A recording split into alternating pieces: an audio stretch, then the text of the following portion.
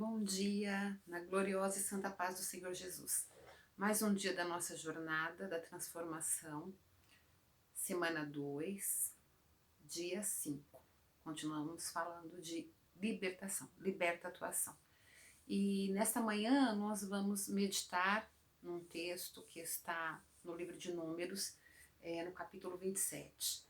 Antes eu quero orar com você, lembrando que a base da nossa jornada é a oração, é a nossa intimidade com o Pai, né, o nosso contato com Ele, e nós vamos falar um pouquinho disso hoje também, tá bom? Pai, em nome de Jesus eu quero agradecer, Senhor, por esta oportunidade, quero te agradecer pela tua bondade, quero te agradecer pela tua palavra revelada a nós, quero te agradecer pelo sacrifício da cruz. Na cruz, os nossos pecados, ó Deus, foram perdoados. Recebemos uma nova história, uma nova vida, Senhor. Recebemos perdão, cura, restauração, salvação, Pai. Muito obrigada por teus milagres, por tudo que o Senhor tem feito em nossas vidas, em nossos lares, nas nossas famílias, no nosso chamado, em tudo que o Senhor tem realizado em nós, Pai. Obrigada por este processo de libertação, por esse processo de cura interior, Pai, que vem para o nosso exterior, curando, Senhor, a nossa mente, curando o nosso interior, a nossa alma, os nossos sentimentos e o nosso físico. Dá-nos, ó Deus amado, a cada dia mais saúde física, mental e espiritual para vivermos todas as tuas promessas, tudo aquilo que o Senhor prometeu para nós, ó Deus. Em nome de Jesus. Amém. Então eu quero meditar com vocês no livro de Números, no capítulo 27, nós vamos ler versículo 1 ao 11. Bom, essa é a Bíblia, a versão King James. E vieram as filhas de Zelofeade, filho de Éfer, filho de Gileade, filho de Maquir, filho de Manassés, das famílias de Manassés, filho de José, e estes são os nomes de suas filhas: Macla, Noa, Ogla, Milca e Tirza. E se puseram diante de Moisés e diante de Eleazar, o sacerdote, e diante dos príncipes e de toda a congregação, à porta do tabernáculo da congregação, dizendo: Nosso pai morreu no deserto, e não estava na companhia dos que se juntaram contra o Senhor na companhia de Corá, mas morreu no seu próprio pecado e não teve filhos. Por que deveria o nome de nosso pai ser retirado do meio da sua família por não ter tido filho? Dá-nos uma possessão entre os irmãos de nosso pai. E Moisés levou a sua causa perante o Senhor. E o Senhor falou a Moisés dizendo: As filhas de Zelofeade falaram corretamente.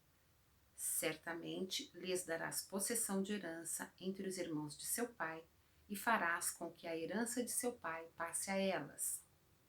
E falarás aos filhos de Israel, dizendo: Se morrer um homem que não teve filhos, então fareis com que a sua herança passe a sua filha.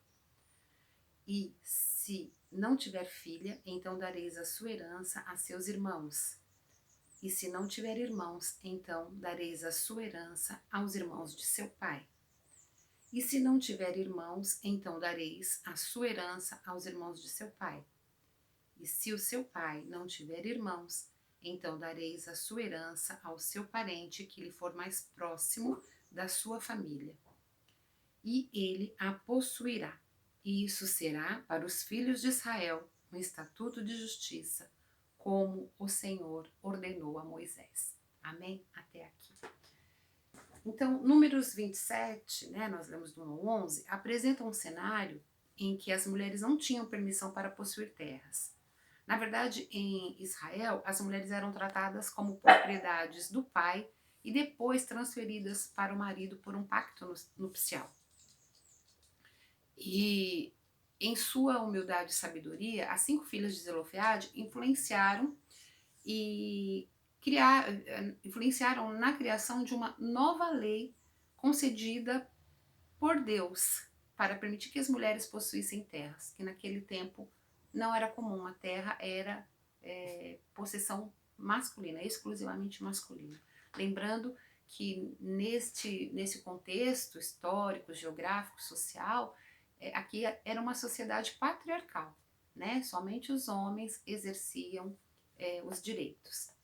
As filhas de Zelofeade, elas viveram no final do êxodo dos israelitas do Egito, aquela nação que saiu do Egito, enquanto eles se preparavam para entrar na Terra Prometida. À medida que o tempo passava no deserto e a população mudava, tornou-se necessário realizar um censo, e esse censo está descrito em Números 26, do 1 ao 4. O objetivo do censo era ajudar a planejar as estruturas sociais e econômicas da nova nação, ou seja, organizar aquela sociedade mesmo, né? Criar regras, direitos, normas para que aquela sociedade se estruturasse, se organizasse. Então Deus disse que a terra deveria ser dividida entre as tribos, proporcionalmente conforme o tamanho das famílias, conforme o número de pessoas, né? Isso também está descrito em Números, do 26 ao 52, do 52 ao 56. E cada chefe de família masculino recebeu um dote. No entanto, essas meninas elas eram órfãs, né? Então a Bíblia vai dizer que Zelofeade havia morrido. Elas mesmas falam para Moisés: nosso pai morreu no deserto, morreu em seus próprios pecados. Né? Ele não estava com Corá na rebelião de Corá quando muitas pessoas morreram. Não, ele não esteve envolvido numa sedição, numa contenda. Ele morreu por conta dos seus próprios pecados. Muitas pessoas morreram, caíram no deserto durante o êxodo, da saída deles do Egito, né? E Zelofeade foi uma dessas pessoas. Zelofeade havia morrido sem deixar um filho do sexo masculino. Ele deixou essas 5 meninas que a Bíblia relata quando a gente leu aqui no Números 27.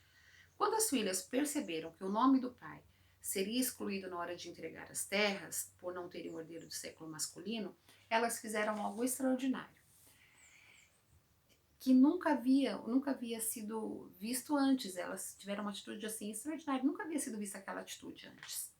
Elas pediram a Moisés, a Eleazar, o sacerdote, aos chefes e à assembleia inteira seu direito de herdar a propriedade do pai.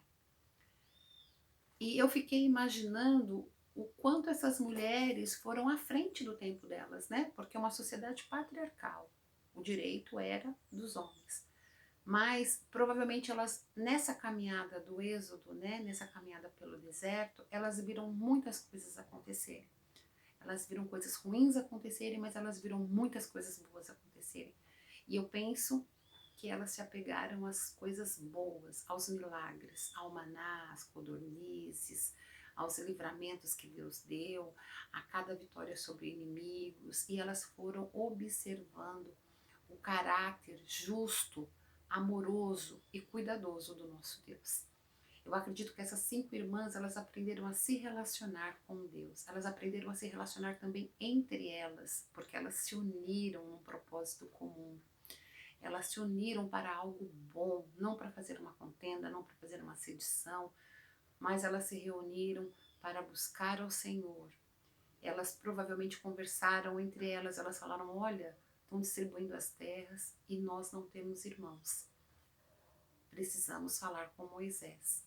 Eu acredito que Deus foi dando estratégia para essas moças nessa caminhada, neste deserto.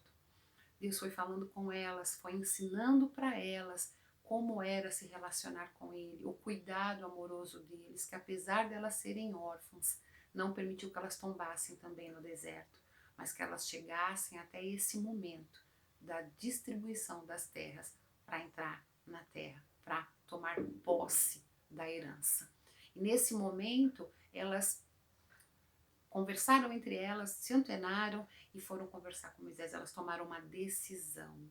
Elas pensaram bem, né? Que elas vinham se enchendo de Deus, do conhecimento de Deus. Eu falei dos nossos sentidos, da nossa visão. Elas foram vendo o que estava acontecendo ao redor delas. Pensaram na mesma consonância, na mesma sintonia dos pensamentos de Deus e foram conversar com Moisés. E em humildade, Moisés levou a questão a Deus. Que Deus já estava vendo tudo que estava acontecendo entre as 5 irmãs, conhecendo o coração delas já. Deus respondeu que os pedidos das filhas era justo e que elas deveriam receber a herança do pai. Deus é justo e imparcial e não quer que as mulheres sejam desfavorecidas. Ele as vê como perfeitamente capazes de possuir e administrar terras. Aliás, hoje nós somos capazes de fazer muitas coisas, profissões que antes eram estritamente masculinas, hoje já são permitidas às mulheres também. Então, o livro de Números nos ensina, nos alerta de muitos perigos, de riscos que corremos quando não observamos os mandamentos, a palavra, a vontade do Senhor, quando não cremos e desobedecemos. Muitos não entraram na terra prometida, caíram no deserto, mesmo tendo recebido a promessa. Tanto a história das filhas de Zelofeade, bem como o significado de seus nomes, possuem um significado espiritual para toda mulher que deseja seguir a Deus. Então vamos conhecer um pouquinho. Zelofeade, o nome de Zelofeade significa possivelmente sombra, abrigo do pavor. Então, um lugar onde você pode se esconder, né? Você pode se abrigar quando as coisas não estiverem tão bem. O significado do nome das filhas, Maalá ou Macla, porque há Bíblias que trazem essas duas variações, tá? Significa confiança. O Salmo 125 diz que aqueles que confiam no Senhor são como o monte de Sião, que não se abala, mas permanece para sempre. Salmo 125:1. Toda mulher deve ser Maalá, confiante em seus propósitos, que não se abala com as circunstâncias, nem esmorece ante as adversidades da vida. Maalá é a mulher que confia no Senhor e por isso será bem-aventurada. Noa. Noa significa aquela que não se detém. É aquela que persevera em oração, que não é parada. É mulher trabalhadora, que persevera em seu propósito e em conhecer a Deus. É aquela que crê até o fim. Aquela que vê que o plano de Deus deve ser cumprido em sua vida e sobre aqueles que o cercam. É mulher determinada e cheia de fé, como a sunamita dos tempos de Eliseu, né? 2 Reis 4, 8 e 37, para você meditar depois nessas passagens citadas. Ogla significa aquela que não anda com os pés amarrados, que não anda amarrada aos cuidados deste mundo, mas que anda pela fé em Deus todos os dias de sua vida. Por não ser amarrada, se assemelha a um navio mercante que sai de um lugar a outro, trazendo mantimento à sua casa. Provérbios 31, do 14 ao 15. Ogla é mulher abnegada, desprendida e fiel a Deus. Milca significa aquela que tem autoridade. Existe diferença entre ter autoridade e ser autoritária.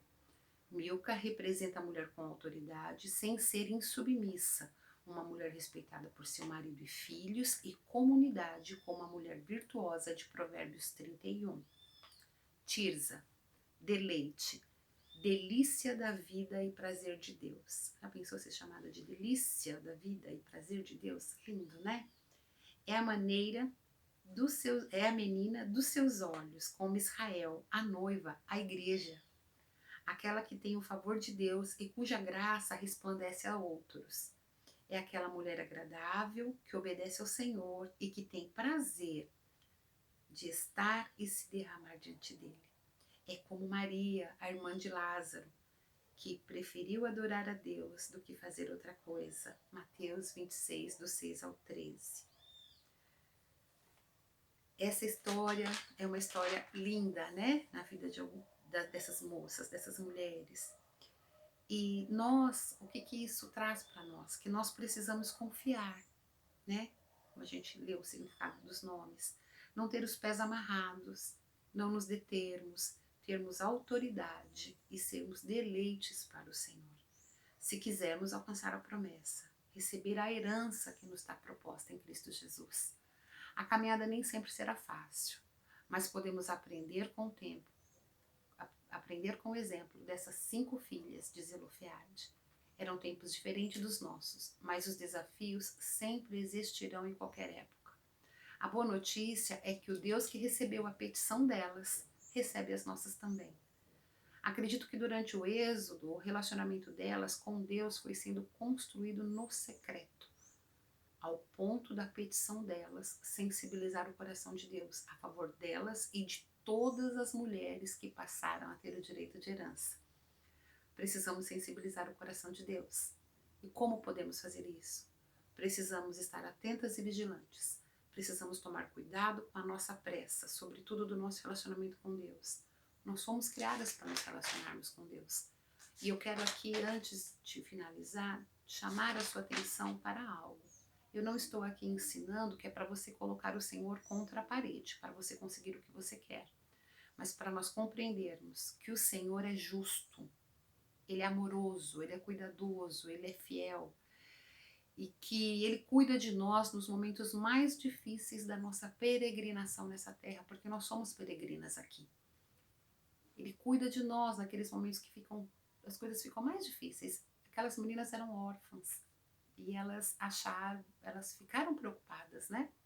De certo modo, mas elas confiaram em Deus. Quando as coisas ficaram bem difíceis, elas confiaram em Deus, porque o relacionamento dela foi sendo construído na jornada. E é por isso que nós estamos nessa jornada, para que o nosso relacionamento continue sendo construído, para que a nossa intimidade com o nosso Pai seja cada dia melhor, mais gostosa.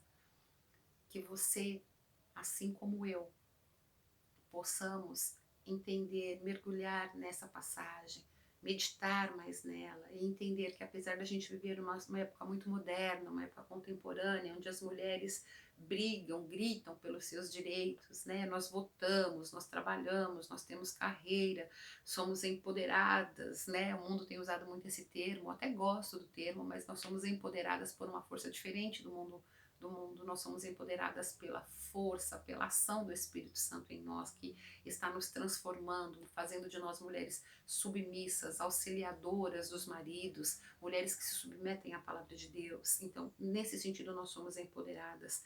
Temos que ser sábias para usar os conceitos ao nosso favor, explicando como Deus nos vê. Somos dele e ele é nosso. Nós falamos muito de conquistas sociais e civis, da maternidade, né? Mas temos muitas coisas ainda a apresentar ao Senhor, a pedir ao Senhor, né? Nós temos uma lei contra a violência doméstica, a Lei Maria da Penha, mas quantas mulheres ainda morrem vítimas de violência doméstica? Quantas crianças órfãs? Quantas Maalás, Oglas, Tirzas não existem por aí? Que nós possamos fazer a diferença no nosso tempo, que nós possamos entender que o Deus que foi sensibilizado com a petição daquelas meninas, daquelas moças, possa também ouvir as nossas petições, que nós também possamos aprender com o exemplo delas, que foram em submissão, elas foram conversar com as lideranças, fazendo sempre do modo certo, pedindo sempre ao Senhor o direcionamento para todas as nossas tomadas de decisão, porque nós estamos alimentando a nossa alma daquilo que é bom, que é puro, que é honesto, que é de boa fama, que é a palavra de Deus, é jejum, é oração, é tudo aquilo que a palavra de Deus nos orienta. Que Deus te abençoe, te guarde e te auxilie nesse processo de mudança, nesse processo de transformação, nessa metamorfose cristã. Deus te abençoe o seu dia, sua casa, sua família, tudo aquilo que lhe é precioso. Amém? Deus te abençoe, um beijo.